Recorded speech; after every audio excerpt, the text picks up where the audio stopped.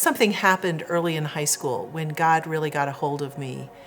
And I can't really explain it, but suddenly the world and my peers seemed to be thinking very small. And I think it prompted me to become very attracted to the idea of something bigger for myself.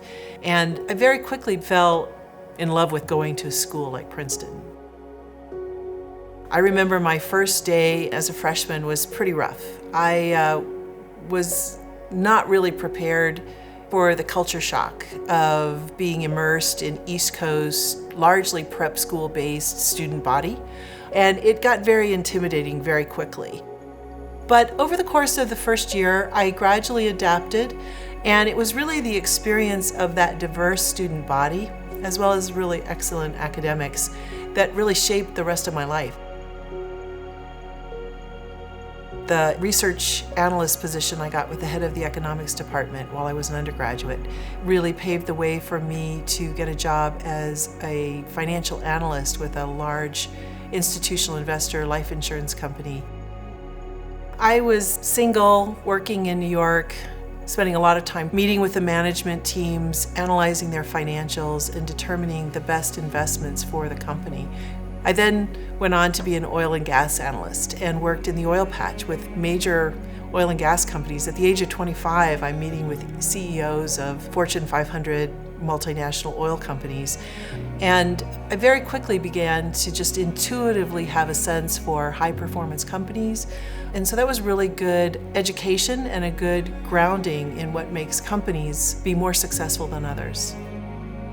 But shortly after that, I was being offered positions to become an investment banker in London, New York, Singapore, and Hong Kong. And I couldn't get excited about it. My husband and I wanted to start a family, so we spent a lot of time in prayer. And I remember mentioning to my mom that I needed to find a different lifestyle. And she said, why don't you think about coming back to New Mexico? And I remember saying, Mom, there's nothing for me to do in New Mexico. But she said, send me your resume.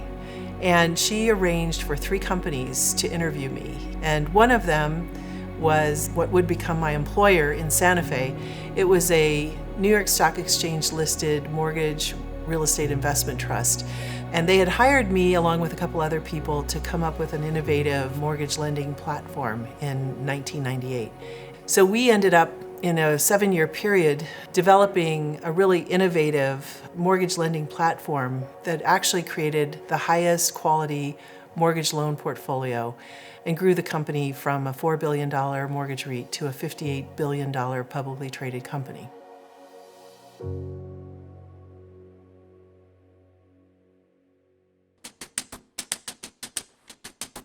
By the time the financial crisis hit in 2007, we were kind of the darling of Wall Street. We had the lowest default rate and delinquency rate in the country, and even when the subprime crisis hit, nobody expected it would have any effect on us at all, because we were at the other end of the spectrum. But as the financial crisis progressed, it became clear that even the lenders to our company were in dire financial straits.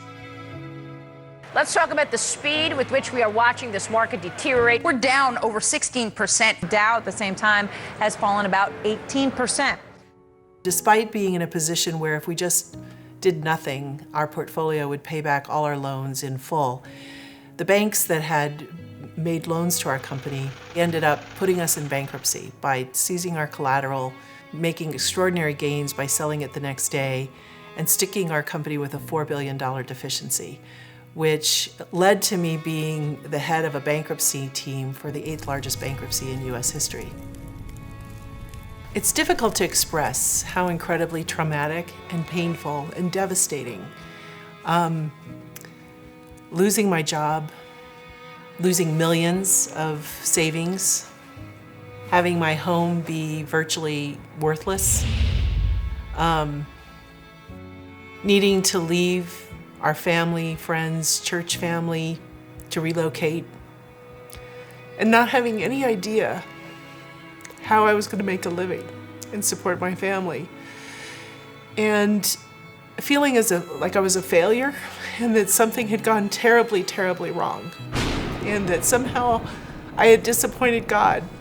But in truth, It was important for him that he lead me through a journey of identifying with people who had nothing and who struggled every day to know where their next paycheck was going to come, how they were going to pay their bills, and the incredible strain it puts on marriages and families and children. I think as Christians, we often think that because we follow God, we're never going to face hardship and God is always going to bless us. But in reality, there's a certain amount of hardship and suffering that is just part of the process to grow us into the type of people that God wants us to be. And I now realize that trusting God is not always easy.